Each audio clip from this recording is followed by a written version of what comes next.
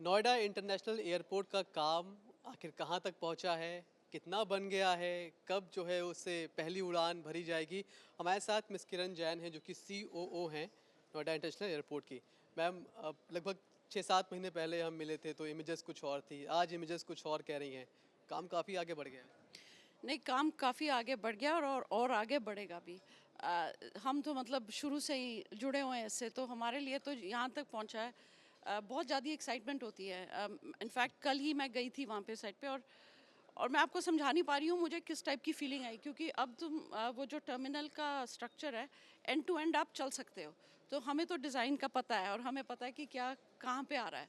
So already वो हमारे मन में इमेजिन हो रहा है। सो ऑब्वियसली काफ़ी तेज़ी से कंस्ट्रक्शन हो रहा है। और लेकिन हमारा ये कोर है कि हमारी जो कंसेशन एग्रीमेंट है उसके हिसाब से हमें ना माइलस्टोन्स कंप्लीट करने होते हैं। तो द गुड न्यूज़ इज़ कि हम वो हर एक माइलस्टोन कंप्लीट कर चुके हैं। लेकिन आप ये भी समझोगे कि it is a Herculean task, ये एक पूरी एयरपोर्ट बनाना। जो आप हमने आपको पहले इमेज दिखाई थी, वो यू सॉ वो फील्ड्स थी। अब उसके ऊपर कितना चेंज हो गया और आगे भी बहुत चेंज होगा।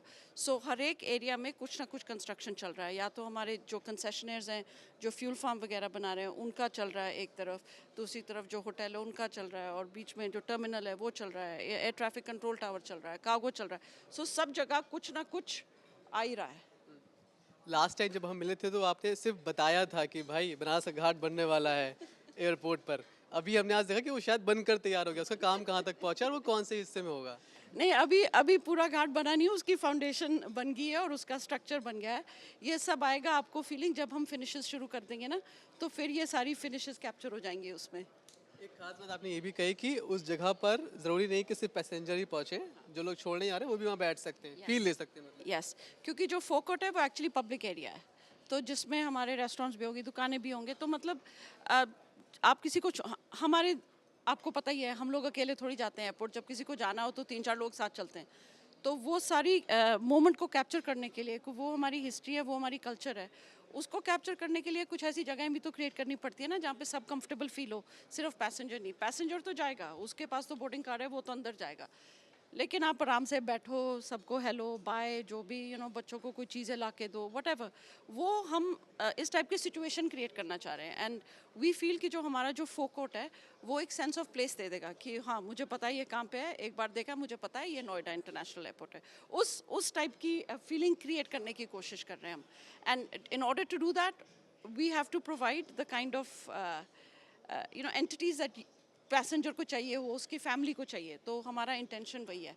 और उसकी जो फील है वो आपको लगेगा कि आप कहाँ जा रहे हो, ये कुछ जाना पहचाना लग रहा है।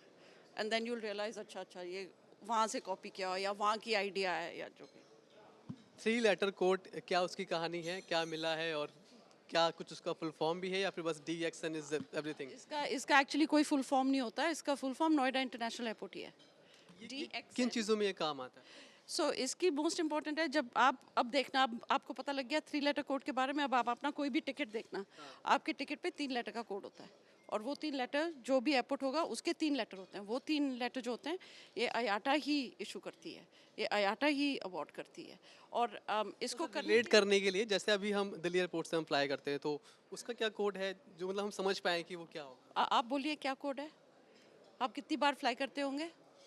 मैं शायद देखा हो लेकिन ये नहीं पता कि ये आईटा वाला कोड है। ओके, लेकिन अभी माइक पे तो मैं सिर्फ अपनी एयरपोर्ट की बात करूंगी। सो इट इज़ DXN हमारी एयरपोर्ट का। और मैं बाद में आपको बता दूंगी कि दिल्ली का क्या है। अच्छा, नहीं वो रिलेट कर पाएंगे लोग इसलिए मैं पूछ रहा हाँ। था। सो जब आप कोई भी बुकिंग इंजन पे जाओगे, जब आप किसी एयरलाइन का स्केड्यूल देखोगे, आपको फ़्लाइट लेनी है, तो आप देखोगे where are you flying from, आप डालोगे for example Noida international airport. लेकिन ड्रॉप डाउन पे आएगा DXN, तो आप वो क्लिक करोगे और that is how the commercial activity happens. ठीक है, आखिरी सवाल जो मैं बार बार पूछता हूँ आपसे, पहली उड़ान कब? सो हमारा पूरा प्लान है, हमारी कंसेशन एग्रीमेंट के हिसाब से। आपको ये पता है हमारी माइलस्टोन्स हैं जो हमें कंप्लीट करनी है, तो हम एब्सोल्युटली ऑन टारगेट हैं। और हमारी कंसेशन एग्रीमेंट के मुताबिक हमें ये by the end of next year पूरा ये जो फर्स्ट फेज़ है डिलीवर करना है। तो हम उसी कोशिश में लगे हुए हैं।